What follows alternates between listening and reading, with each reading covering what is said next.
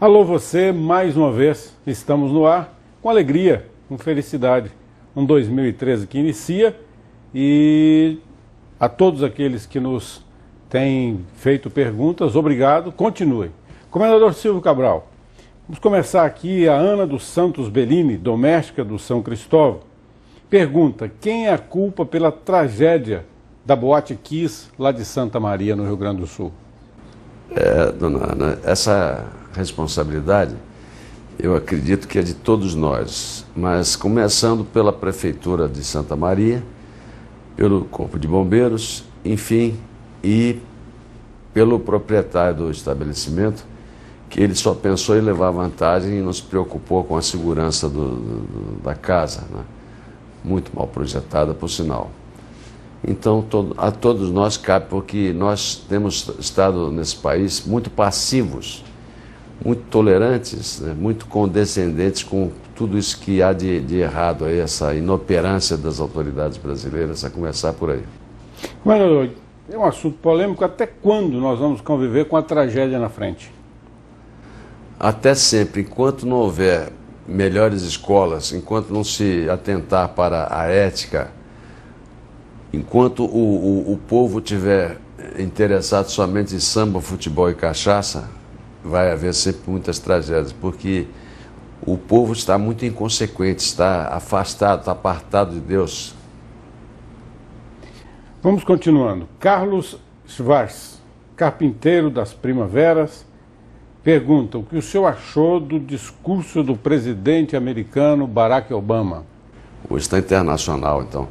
O discurso do presidente Obama foi um discurso muito bem feito, muito bonito, mas sempre tocando no ponto que é contrário aos republicanos.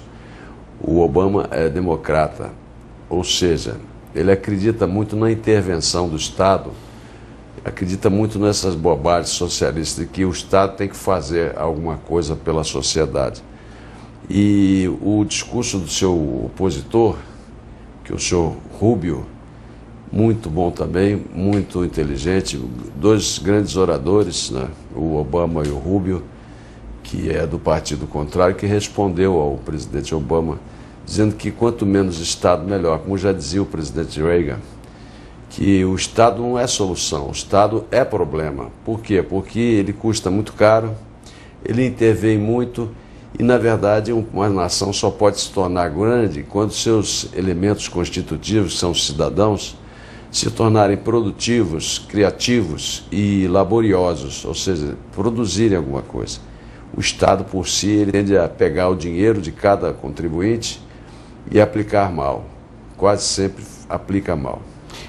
Comendador, a sua resposta me remete a fazer uma outra em relação a essa questão. O Estado brasileiro, a presença do Estado brasileiro é omissa e, no entanto, os impostos são altíssimos.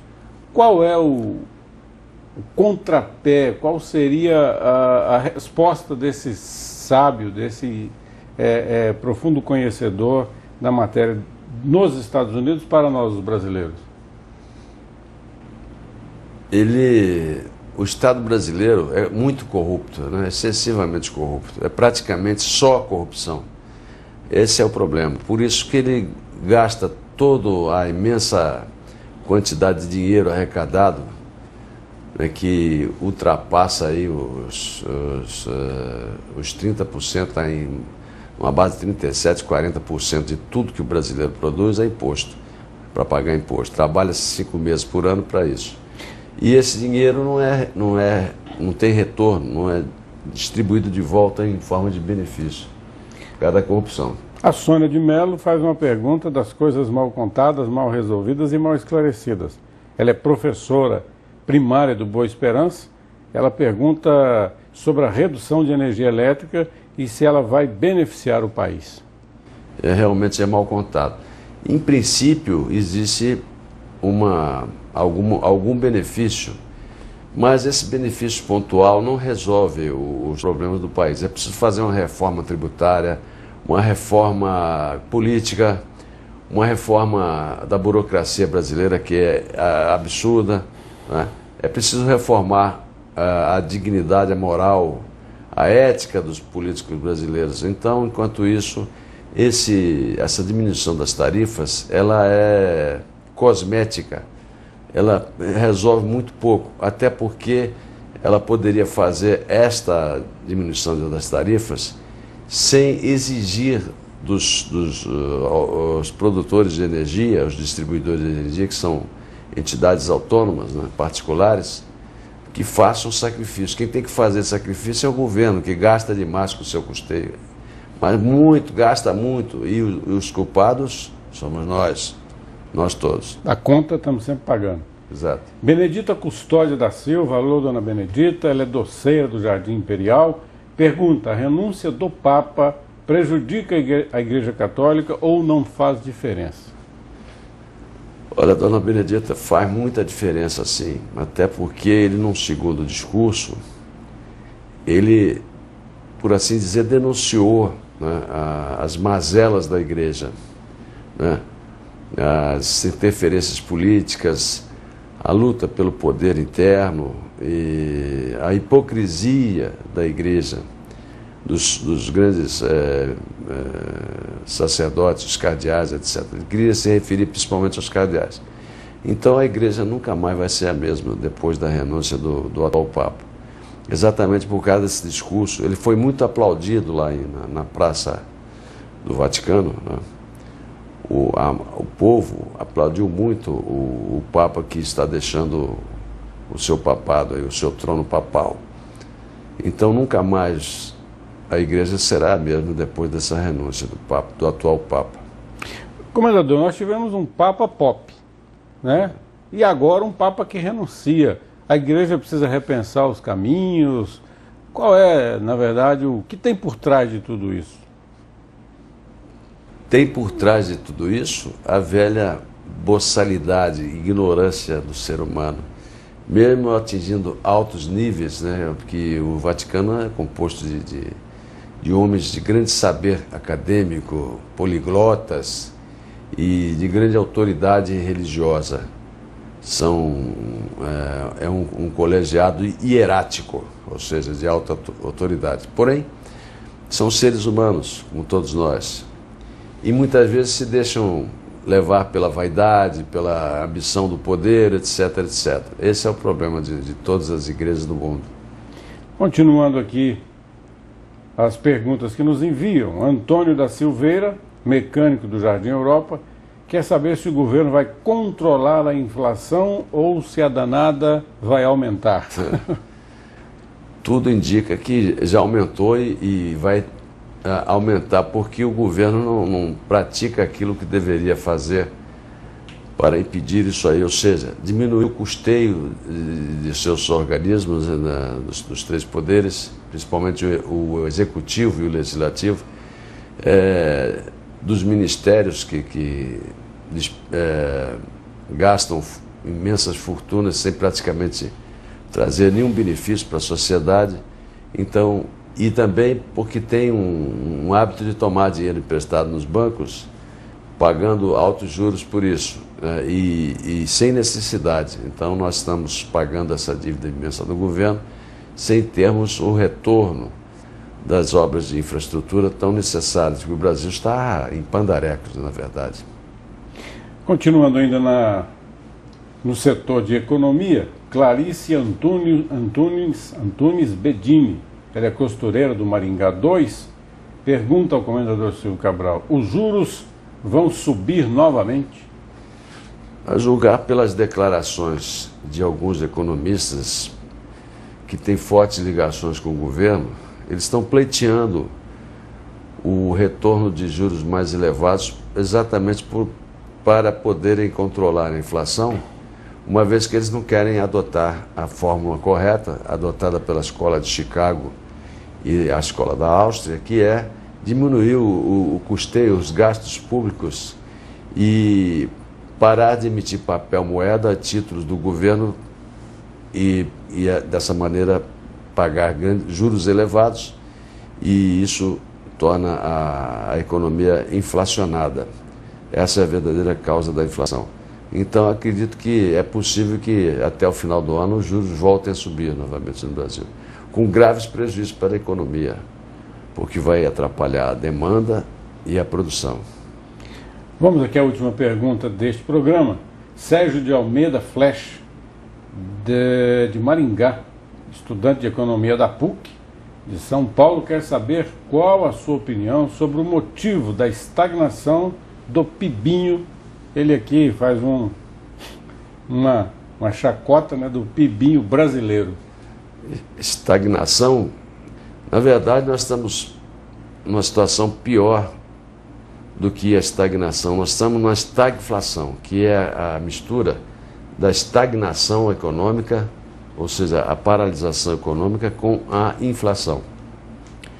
Esse fenômeno que foi batizado pelos economistas de estagflação é muito ruim mesmo para uma nação, porque reúne as duas coisas que podem prejudicar toda a economia, que é a estagnação. O país precisa crescer, nós temos ainda muitos empregos a serem preenchidos, apesar de que o governo faz propaganda dizendo que já estamos em situação de pleno emprego, não é verdade? Ainda temos pelo menos 6% de desemprego e com falta de empregos especializados, com oferta de empregos especializados e falta de trabalhadores especializados. Então ainda temos muito o que fazer. De maneira que, juntamente com a inflação, que é corrosiva, porque distorce os salários, distorce os preços relativos, e essa conjugação, essa mistura de estagnação, ou seja, paralisia econômica, com inflação, é extremamente perniciosa. Mas isso é um resultado de um governo, e dá como resultado um PIBinho, porque o governo perdeu a credibilidade. Os empreendedores, os investidores não têm mais confiança no governo, porque o governo a toda hora está intervindo na economia e com medidas inadequadas, e perdeu-se a referência, né? Não existe marcos regulatórios das atividades empresariais, econômicas, e dessa maneira as pessoas não sabem como nós vamos estar ali adiante. Não existe o financiamento a longo prazo, né? O financiamento a longo prazo é propiciado apenas pelo BNDES, que é um órgão público, né? que saca dinheiro do Tesouro Nacional. Enfim, as condições são as piores possíveis. Muito bem, nós vamos encerrando esse primeiro bloco e nós voltaremos com um evento que nos chocou muito, que foi a pionada aí de uma determinada usina da cidade vizinha aqui, que literalmente ateou fogo nas dependências de uma empresa privada. Sobre esse e outros assuntos nós voltaremos logo após os nossos comerciais.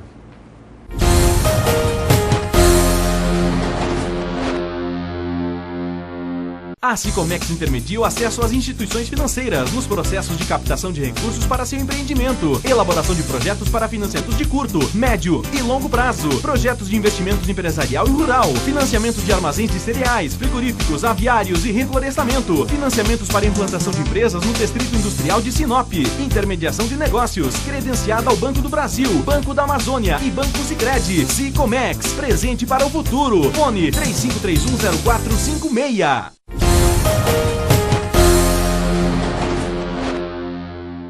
Voltando então dos nossos comerciais, Comendador Silvio Cabral. É de pasmar. Em Colíder, colocaram fogo, Comendador Silvio Cabral, nas dependências de uma empresa privada, a empresa que está construindo a usina hidrelétrica de Colíder. Qual a leitura que se faz disso, Comendador? É lamentável. Esse ato de vandalismo, ele possivelmente tem uma dupla causa. Tá? A primeira grande causa é o roubo. Lá dentro das instalações da empresa, né? Dos alojamentos da empresa, do escritório da empresa, havia uma agência bancária com R$400 mil depositados ali. Uma importância de grande porte. Além disso, né? Os funcionários andaram alegando que eles estavam mal satisfeitos. Mas a polícia já prendeu, já tem alguns presos já, com indicação de que eles eram os autores do roubo do dinheiro depositado no banco, na agência bancária, e outros serão presos com certeza, porque a polícia não dorme de touca. A polícia imediatamente foi verificar a existência do dinheiro na agência e descobriu que não estava mais lá o dinheiro.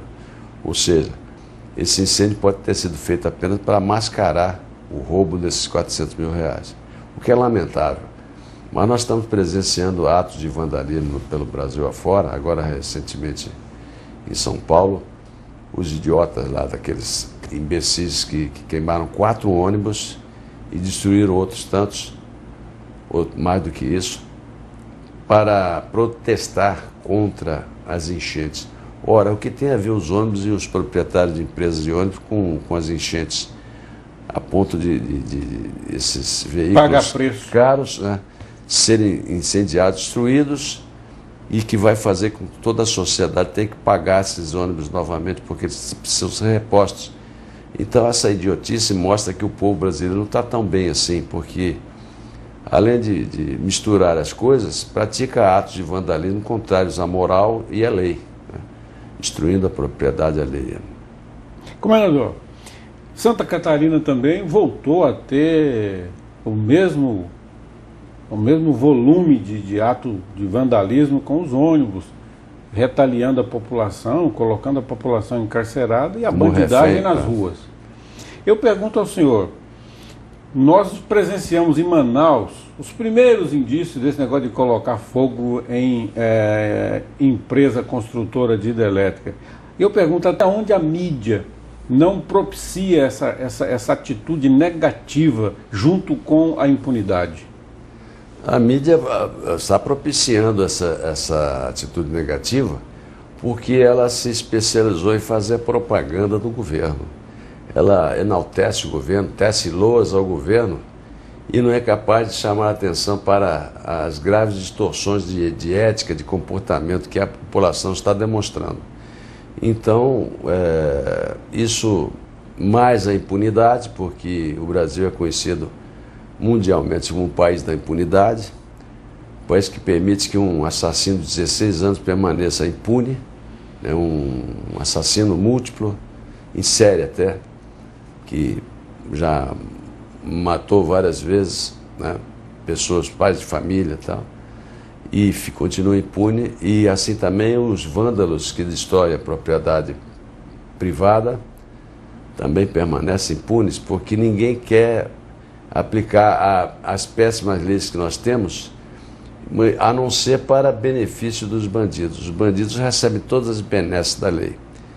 Promotores e juízes se empenham em trazer para todos os bandidos o máximo possível de benefício. E a sociedade, então, fica desamparada à mercê dessa horda de selvagens, de vândalos e de assassinos e de criminosos que nós estamos vendo por aí. Em uma das respostas aos nossos telespectadores que nos enviam perguntas, o senhor falou de reformas. Essas reformas são reformas que eram para ser feitas e nunca saem do papel. Entre elas, essa reforma do Código Penal brasileiro, né? E tributária e tantas outras. Exatamente. Este seria o grande antídoto para tanto problema, comandante? Ainda não seria. Somente um código enérgico, adequado a punir, não em propiciar a oportunidade de ressocialização, porque isso é uma fantasia idiota. A ciência hoje já sabe o suficiente para entender que os assassinos nascem assassinos. Eles são psicopatas e outros de outras categorias que já nascem com o seu código genético, né, avariado, e já nasce com o mal. Esse mal já está dentro desse indivíduo. Isso é comprovado, né?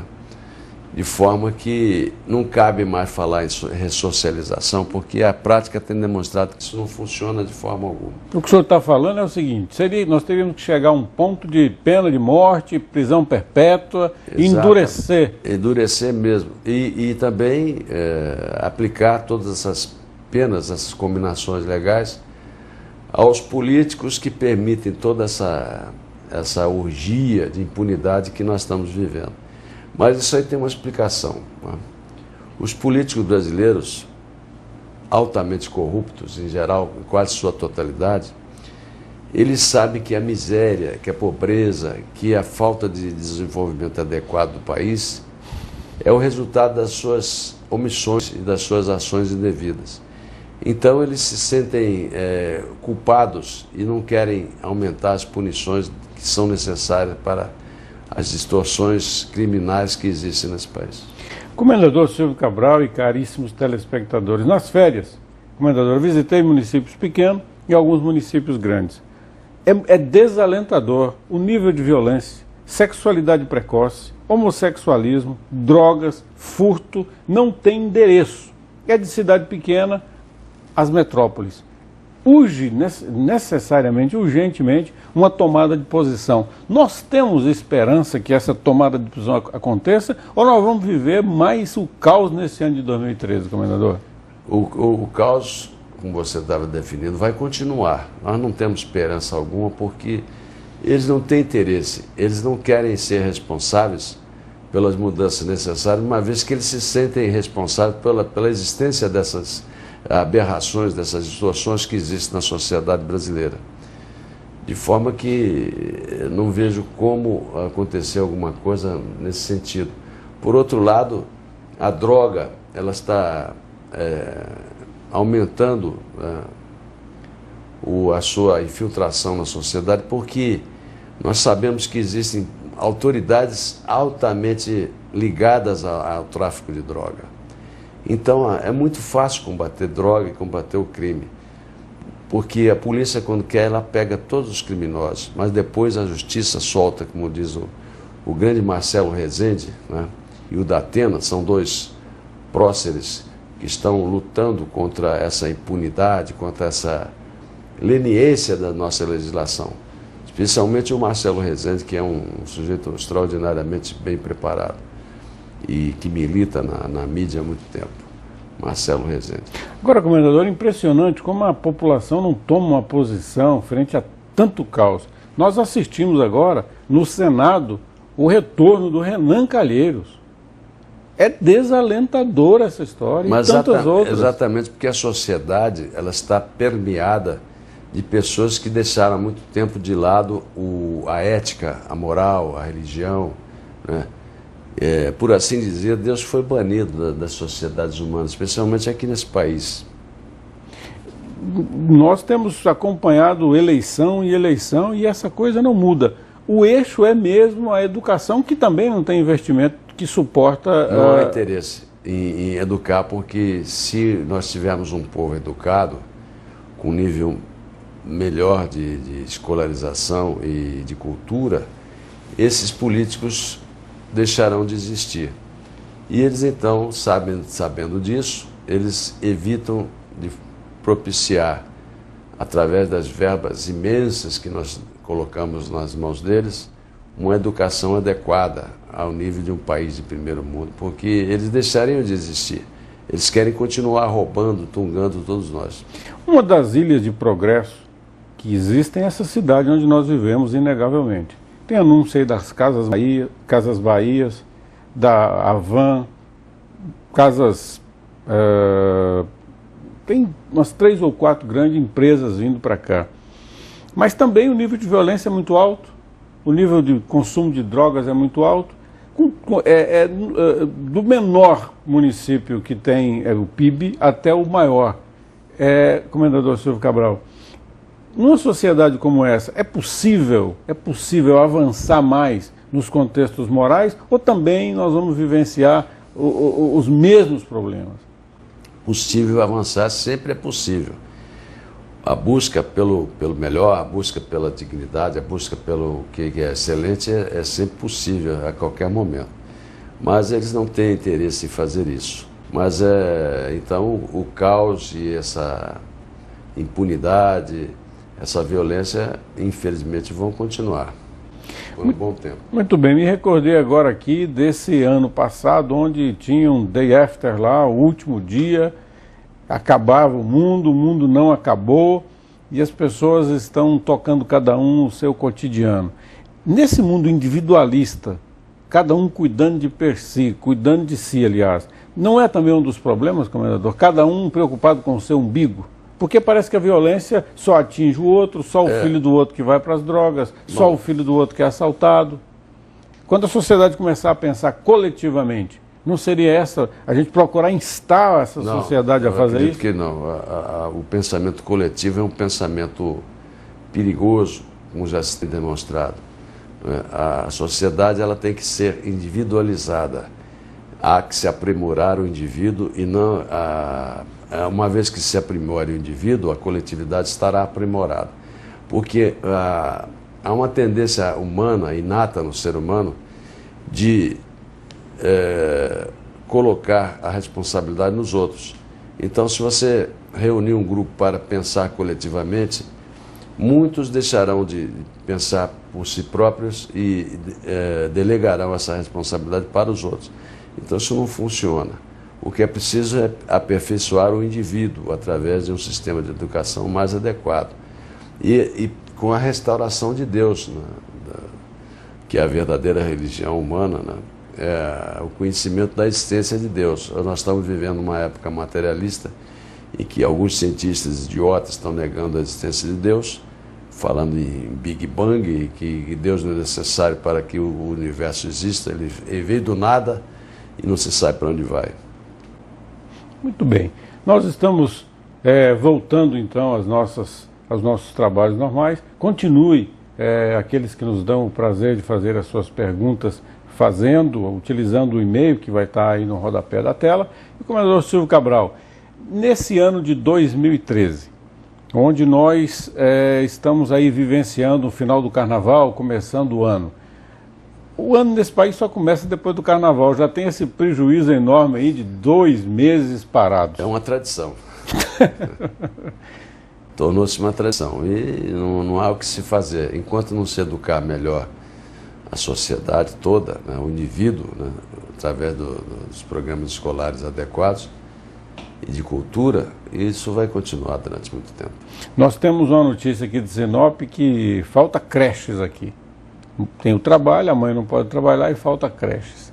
Nós sabemos que esse engajamento educacional começa lá na tenra-idade, né, comendador? Sem dúvida. Mas é aquilo, né? A corrupção faz com que o dinheiro público seja mal empregado, porque eles desviam esses dinheiros, né? Esse orçamento, e ao invés de aplicarem pelo menos uns 80%, 90% na consecução, na realização de obras de infraestrutura, eles desviam e nós sabemos onde é que vai parar esse dinheiro e o resultado é esse, falta creche, falta tudo. Verdade. O Romário, o jogador Romário, que atuou muito fortemente no futebol brasileiro, na seleção brasileira, fez um pronunciamento esses dias falando da questão do rico dinheirinho do nosso imposto que está sendo tungado através das obras para a Copa do Mundo. É impressionante como obras que eram avaliadas em 30 milhões passaram a custar 60 milhões da noite para o dia, comendador. Uma verdadeira lavagem de dinheiro. E a nossa presidenta parece que nada sabe. Ela faz parte do esquema, ela faz parte do esquema. Ela é uma grande enganadora. Basta dizer que ela já foi assaltante de banco, já foi guerrilheira, já atirou contra soldados brasileiros de 18 anos, 19 anos, na floresta amazônica, né? Já sequestrou pessoas, né? Então o que se pode esperar de uma pessoa dessa? Que ela seja uma falsa imagem de alguma coisa que deveria ser uma pessoa de alta compostura moral e de caráter, e na realidade ela é uma pessoa profundamente comprometida com o comunismo e com as tungadas nesse país. Muito bem. Chegamos ao final de mais uma edição do programa Falando Francamente. Obrigado a você pela sua audiência e mais uma vez nós esperamos ter falado com você de maneira franca. Os temas são temas reais do nosso cotidiano e nós esperamos que você reflita, pense, questione, avalie. Até a próxima sexta-feira e um forte abraço.